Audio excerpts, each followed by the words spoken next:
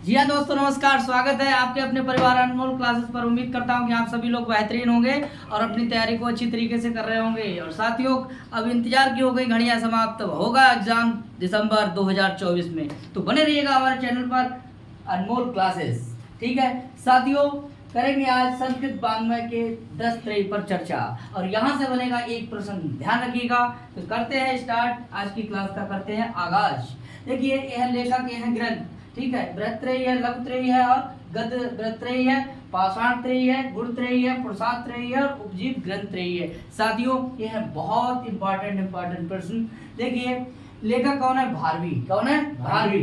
और भारवी की रचना है एक महाकाव्य है क्रातार्जुनीयम, जिसमें क्रात देखिए प्रतिनायक है और अर्जुन इसके नायक है। साथियों, इसमें 18 सर्ग हैं और प्रथम सर्ग टीजीटी में लगा हुआ है। कितना? प्रथम सर्ग, जिसमें 46 श्लोक है और जो 3 छंदों में है। किसमें किसमें है? एक आपका है वंशज, दूसरा है 45 नंबर में क्या है आपका पुष्पिताग्रा और 46 में आपकी क्या है मालिनी। इस तरीके से प्रथम सर्ग में अगर छंदों की बात करी जाए तो 3 सर्ग हैं, 1 से लेकर 44 तक वंशस्थ है और 45 में है पुष्पिताग्रा और 46 में है मालिनी। ये है आपका भारवी का ग्रंथ क्या?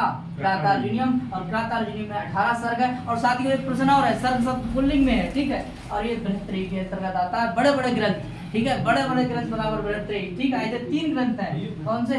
बृहत्त्रयी। कौन सा ग्रंथ है? बृहत्त्रयी।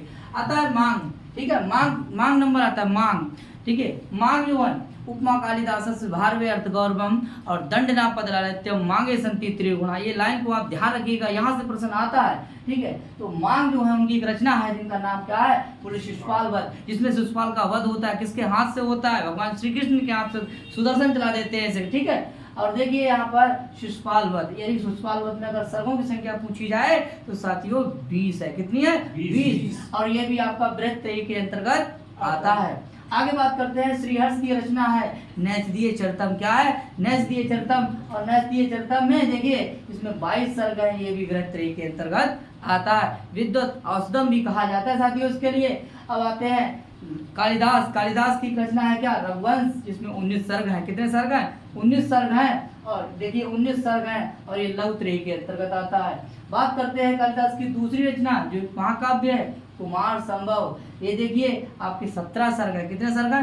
17 सर्ग है। कुछ विद्वान लोग हमारे क्या मानते हैं? 8 सर्ग मानते हैं, ठीक है। वैसे कितने हैं? 17 सर्ग है और ये लघुत्रयी के अंतर्गत आता है। आप सब जानते होंगे कालिदास की रचना है क्या है? मेघदूत है, जो खंड काव्य है। और खंड काव्य के साथ साथ इसको हम गीत काव्य भी कह सकते हैं। इसमें 2 भाग हैं, पूर्व मेघ और उत्तर मेघ। इसे हम संदेश काव्य कह सकते हैं, इसे हम दूत काव्य कह सकते हैं। और इसमें 2 भाग मैंने लिख दिए हैं, पूर्व मेघ और उत्तर मेघ।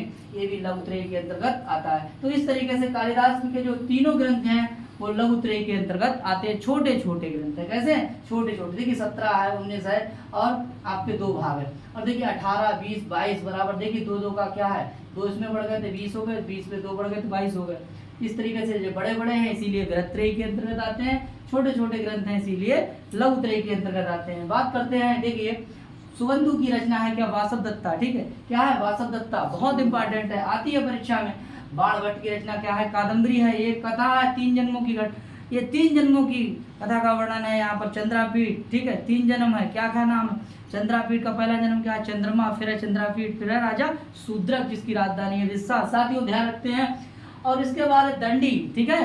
दंडी ये भारवी के प्रपौत्र है और इन्होंने लिखा था 10 कुमार चरितम, जहाँ 10 राजाओं का वर्णन किया है और ये गद्य त्रयी के अंतर्गत आता है। साथियों ये तीनों जो हैं ये देखिए सुबंधु, बाण और दंडी, यानी कि आप अगर इसको ट्रिक में देखेंगे तो ऐसे करके देख लेंगे।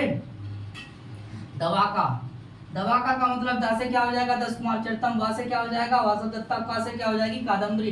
ध्यान रखेंगे। सुबंधु की रचना क्या है?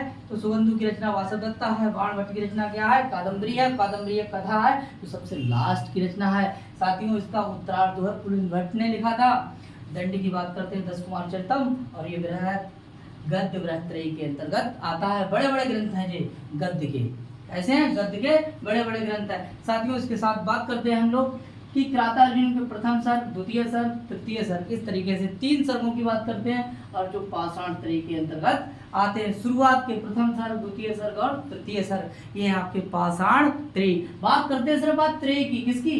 त्रयी की, यानी 3 3, ठीक है। तो 3 का जोड़ा, 3 का जोड़ा, 3 का जोड़ा, 3 का जोड़ा, ठीक है। उसके बाद करते हैं कि सत्वगुण, रजोगुण और तमोगुण। जानते हैं ब्रह्मा विष्णु महेश, सत्वगुण, रजोगुण और तमोगुण। ये आता है आपका क्या, गुणत्रयी। क्या आता है, गुणत्रयी। इसके आगे बात करते हैं साथियों पुरुषार्थ त्रयी। किसकी, पुरुषार्थ त्रयी। जहाँ धर्म होता है, अर्थ होता है और क्या होता है, काम होता है। धर्म अर्थ काम, मोक्ष नहीं है साथियों, ठीक है।